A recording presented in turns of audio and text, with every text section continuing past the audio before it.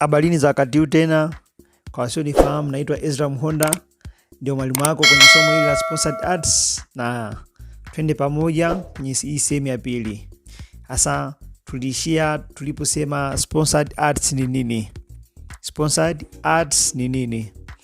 Hapa tumeongelea Mark Zuckerberg kidogo. Nikisema Mark Zuckerberg ndio mwanzilishi wa hii Facebook. Aligundua Facebook mnamo mwaka 2004.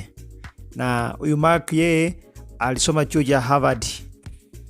Sasa alivyogundua application ya Facebook au mtandao wa Facebook, kipindi hicho dhumuni lake ilikuwa ni kuunganisha wanachuo kwenye event mbalimbali. Kwa hiyo alivyogundua Facebook mwaka 2004, ukasambaa kwa kasi pale chuoni. Ikafika mwaka 2005 akaingia mkataba na kampuni moja inaitwa Party Poker. Sawa? Party Poker.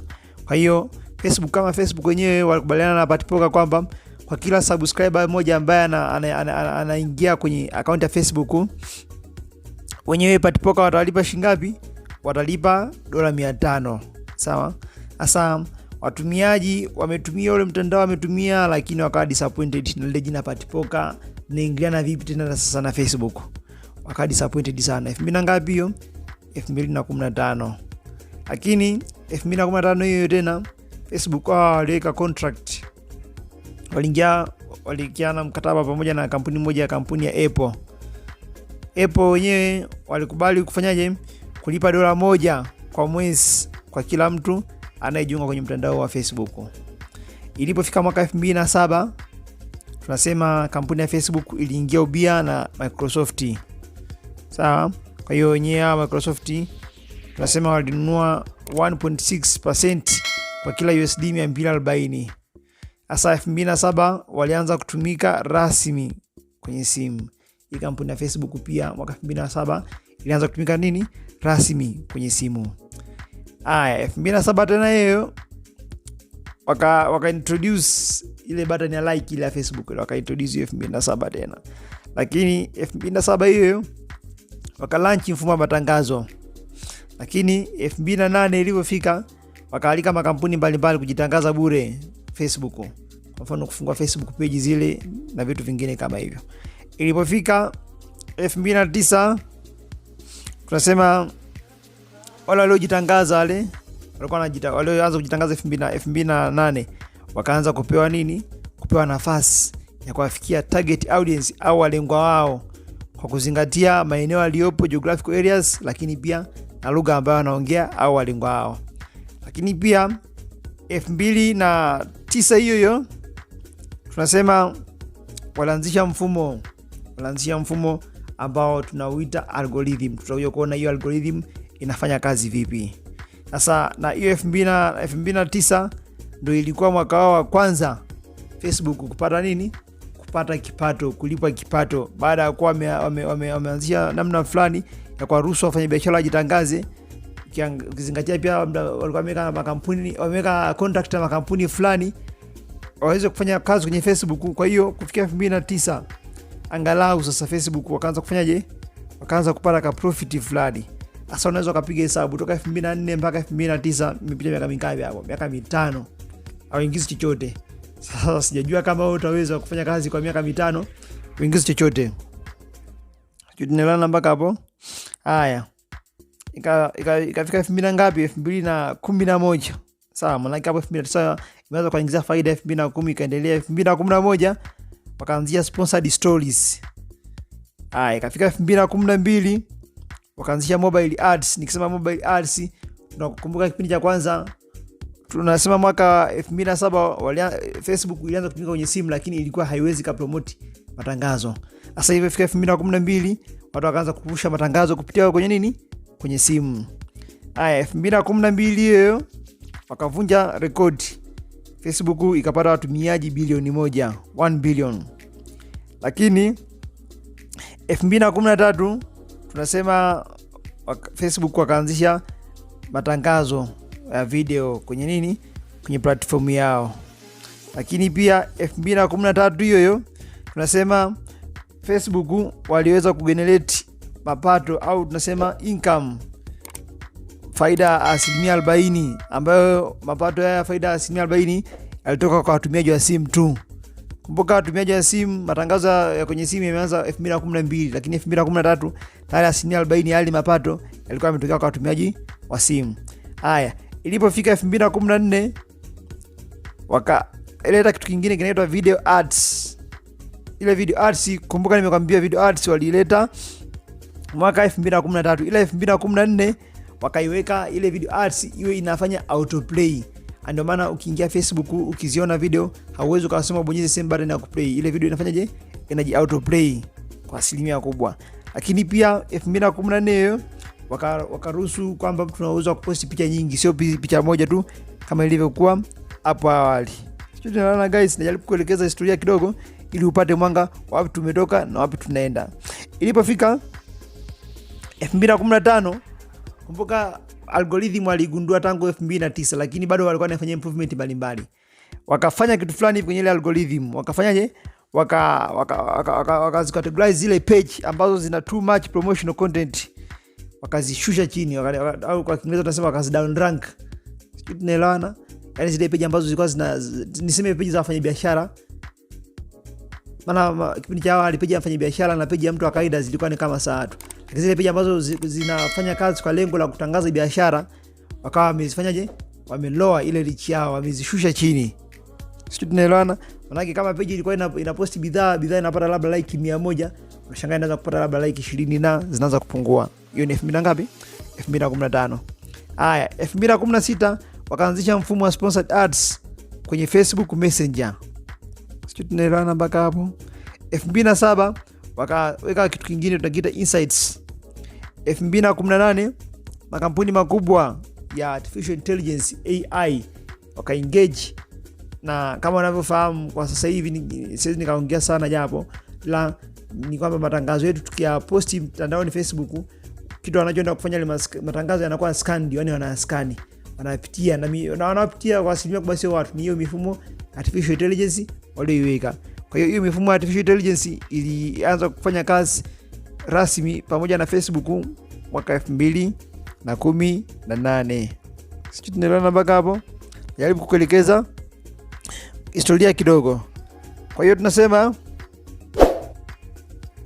Facebook walianzisha huo mfumo wa algorithm ili uweze kuwasaidia wenyewe kama wenyewe kuingiza kipato, lakini pia uweze kuwasaidia wafanyabiashara. Nadhani mpaka hapo tuko pamoja. Sasa algorithm ni nini? Algorithm tunasema ni mpangilio wa mtandao, jinsi unavyofanya kazi, ndio una control kila kitu kwenye mtandao husika. Kwa hiyo njia ya sponsored ads ilivyoletwa, bwana Mark Zuckerberg alijua kabisa wafanyabiashara wataipuuzia. Alijua kabisa kwamba wafanyabiashara mtu alipie pesa tena watafanyaje? Wataipuuzia. Kwa hiyo tunasema njia hii ya sponsored ads inampa uhuru mkubwa mfanyabiashara anayetumia njia ya sponsored ads. Yaani huo mfumo wa algorithm unampatia uhuru mkubwa mfanyabiashara anayetumia njia ya sponsored ads kujitangaza. Lakini inamnyima uhuru mtumiaji wa kawaida asiyetaka kutumia sponsored ads, lakini still anaposti bidhaa akiamini anafanya matangazo. Sio, umeelewa hiyo sentence? Naomba nirudie tena ili uelewe vizuri. Nasema hivi, huo mfumo wa algorithm au huo mfumo wa maroboti ambao upo kwenye Facebook unampatia uhuru mkubwa mfanyabiashara au wewe mfanyabiashara ambao unatumia njia ya sponsored ads kujitangaza bidhaa zako au huduma yako. Lakini huo mfumo inakunyima uhuru wewe mfanyabiashara ambaye hautaki kutumia sponsored ads, lakini still unaposti bidhaa zako ukiamini unafanya matangazo, unakunyima uhuru. Wenyewe mfumo unafahamu kabisa kwamba hii bidhaa imepostiwa, hii picha imepostiwa kwa lengo la kutangaza kitu fulani. Kwa hiyo inakunyima uhuru. Maana inakuwa kuforce ili uweze kutumia nini? Uweze kutumia sponsored ads. Sasa uhuru unaopunguzwa kwa huyu mtumiaji wa kawaida ambaye anaposti bidhaa akiamini ni mfanyabiashara afu hataki kulipia, tunasema ni idadi ya watu wanaofikiwa na posti yake. Idadi ya watu wanaofikiwa na posti yake inakuwa ni ndogo sana. Na ndio maana ni kawaida kuona account inakuwa ina followers 10,000, 10k, 20k, lakini ukiangalia likes hata 100 hazifiki. Unashangaza hapo 10, 12, 15 hivyo. Ni kwamba hiyo account ya kibiashara kwenye Facebook wameinyima uhuru. Sawa? Na wamenyima uhuru ili kuiforce itumie hizo njia za kibiashara ili bidhaa yake iweze kuwafikia nini? Kuwafikia watu wengi. Kwa hiyo sasa labda nitoe mfano. Hii algorithm inafanya vipi kazi? Tunasema unapo posti yoyote ile, iwe Facebook au Instagram, ni 10% tu ya followers wako, au tunasema wale wafuasi wako waliokufollow, waliopo online kwa muda huo, ndio wataiona ile posti. Hii kitu. Haya, labda nitoe mfano ndio nielewe vizuri. Mfano, kama una followers 10,000, una followers ngapi? 10,000. Lakini muda ambao unaposti bidhaa yako mtandaoni au tangazo lako, tunasema katika followers 10,000, kama followers 100 tu ndio wapo online muda huo, maana yake watakao tazama tangazo lako au watakao liona tangazo lako ni watu 10 tu. Umeelewa concept hiyo? Tunasema hivi, ni 10% tu ya followers wako waliopo online kwa muda huo ndio wataiona ile post ambayo umeipost wewe. Kwa hiyo kama una followers 10,000, sawa? Una followers 10,000, afu muda una post katika wale followers 10,000, tuseme 100 ndio hapo online. Sasa ukipiga 10% ya wale 100 waliopo online ni ngapi? Ni watu 10 tu. Kwa hiyo watu tushangaa post yako licha kuwa na followers 10,000 inakuja kupata like 10. Sasa ndio maana tushangaa biashara na mbona post bidhaa nzuri, na post picha nzuri, na post video nzuri, lakini mbona sipati like? Shida iko wapi? Nadhani sasa utakuwa umeona wapi pana tatizo. Ni kwamba wewe unatangaza biashara lakini hautambui kwamba Facebook wenyewe wamekunyima uhuru, wanakuforce wewe utumie zile njia za kibiashara ambazo tunasema ni sponsored ads. Sio, tunaelewana mpaka hapo? Yes. Kwa hiyo ukijikuta una followers 10,000 lakini kwenye post zako hazifikishi likes si 100 ngapi, ujue ndugu yangu Facebook washafanyaje? Washakugundua ni mfanya biashara. Kwa hiyo hawataki bidhaa yako iwafikie watu wengi kwa njia ya kawaida, wanataka utumie nini? Utumie sponsored ads. Sawa? Kwa hiyo Facebook na Instagram wamefanya hivi ili kumforce mtumiaji wa kawaida ambaye anajiita mfanya biashara, ambaye anatumia mtandao wa kijamii kwa ajili ya biashara, atumie njia ya kibiashara ambayo ni sponsored ads. Hivyo usipotumia njia hiyo utaambulia chochote. Yaani utaambulia chochote kabisa, nikwambie tu ndugu yangu. Lakini pia kitu kingine sasa, tunasema idadi ya posti ambazo unazipokea wewe ukiwa kwenye news feed. Nikisema news feed ni pale ukifungua jinsi muonekano wa account yako unapokuwa unaonekana pale, au wall yako tuseme, unakuwa unaweza kuona 7% tu ya watu ambao umewafollow, yani wale following. Mfano, kama umefollow watu 1,000, maana yake watu 1,000 utaziona posti 70 pekee. Sawa? Utaziona posti ngapi? Posti 70 pekee. Ikitokea watu 1,000 wote wameposti, utaziona posti 70 pekee. Sasa ili kuamini hilo, enda kwenye idadi ya watu uliowafollow, yani wale following. Sawa? Alafu ingia kwenye account ya kila mmoja. Utaona ni posti nyingi walisha hizo posti lakini ukuziona kabisa. Na wamefanya hivyo tena ili kuhakikisha wewe mfanya biashara unatumia njia nini? Njia sponsored. Tunaelewana guys? Kwa hiyo kwa fupi naweza nikasema hiyo ndio business model Facebook na Instagram wanaitumia kufanyaje? Wanaitumia kuingiza pesa.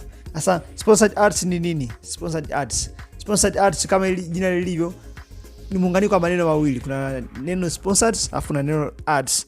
Nikianza na ads tunasema ni kifupi cha advertisements. Advertisements ni tangazo. Kwa hiyo ads maana yake ni tangazo au matangazo tunasema. Advertisements, matangazo.